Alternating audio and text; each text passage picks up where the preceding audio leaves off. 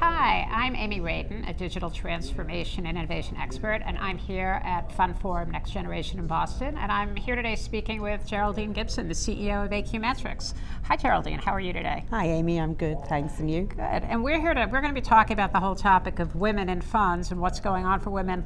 You have a great background because you've actually founded your own successful startup. Would love to know how you got there, what made you decide to do that, and talk a little bit about the challenges you faced, if any, as a woman entrepreneur in this industry. Yeah, I think challenges, Amy, as you know, for entrepreneurs in general are there, right? So I faced all the traditional challenges, and they're still there today. But I guess for me as a woman making the decision to be an entrepreneur, because I have family and kids and, obligations that made me have to consider really deeply as a woman and a mother, what does it mean to be an entrepreneur?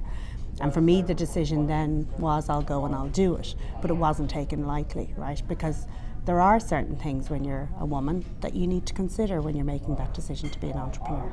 Yeah, it's really interesting that in spite of all the changes in the world, the basic values of family and expectations of a woman as a member of a household have not changed, and they really do play a role in career decisions. Today, yes, I think so. But I think there's a change coming, and we can see that change coming. We've both got daughters, right? And for your daughters, you want to be a role model and you want to show them the way forward. And I think my mother was a great role model for me and probably helped me make my decision to be an entrepreneur as well. So I think we've other roles to play as well in our motherhood journey, and my role in that is also being professional and going out and being an entrepreneur and starting a company. Yeah, so this is an industry not known for its diversity, certainly for the presence of women, especially the executive ranks. Do you see that changing, and what do you think companies should focus on, whether established companies or startups? What do you think has to happen to make it a better environment so women can really be present in the workforce? And I think the concept of deliberate inclusion is so very pertinent now in some of the larger organizations. So what does that mean? What does that look like to you? So that's doing pragmatic things in your organization that will help women to be included and at the table. So things like recognizing talent in somebody, but also recognizing where they need to improve their talent and being constructive in helping that person recognize what they need to do to continuously improve, be they male or female. But then being deliberate about the inclusion is that if somebody is shying away from coming to the table but they have the talent to be there, that you're deliberate in your actions to support them in deciding whether they could in fact take a place at the table. Right. So it sounds like giving feedback is probably a really big piece of that. So there are good ways to give feedback and there are bad ways to give feedback, and I think a lot of people frankly shy away from giving feedback. Sure, and mentoring and supporting and all those things that can go around putting the scaffolding around somebody to lift them up so that they can be included and be at the table means that the person doing it has to be deliberate in their actions and decisive in their actions and know why they're doing it. Right. We talked a little bit at breakfast this morning about the difference between mentorship and sponsorship. Sure. What are your thoughts on that? And where have you acted as a mentor? And are you a sponsor? Yeah, I am a sponsor, yes, absolutely. There are some women who I most actively promote, both professionally and in networking, and helping them when I can be recognised as the really great talent that they are. And then on the mentorship side, it's been part of my career for the past 20 years to mentor people, because in the organisations I worked in the past, my role was such that I acted as a mentor. Yeah.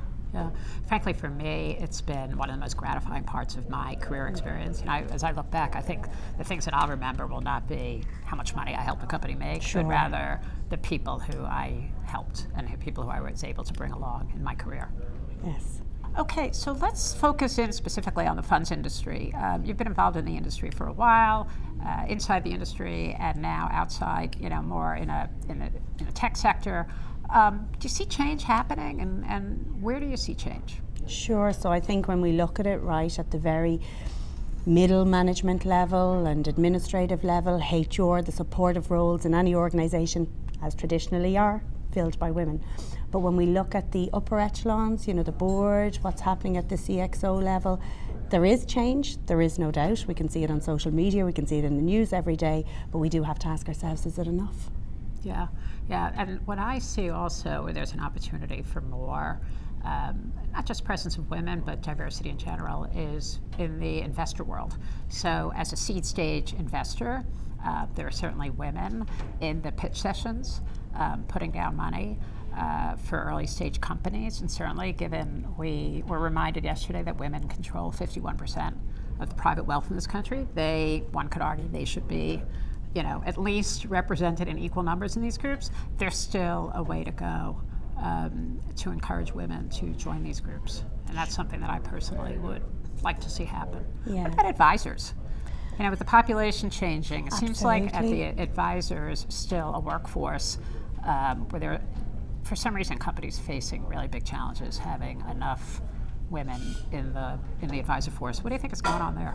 Well, I think there's a change there anyway, right? So we're all so busy in our day to day, and we're all working so hard, and a lot of commitments to get through in our lives, that actually maybe robo-advisory for women is something we should be looking at more deeply and saying, is that the solution rather than representation in the personal space and the space of female to female communication? Is robo-advisory something there for women, and will women be the biggest target market for robo-advisory? That's a good question. That's really interesting. Well, for those women like me who are CEO of their household and are doing all their bill paying online anyway, certainly I'd welcome additional digital tools to help me manage my family's financial life. So thank you so much. Best of luck with your company. Really great to talk with you today. You too.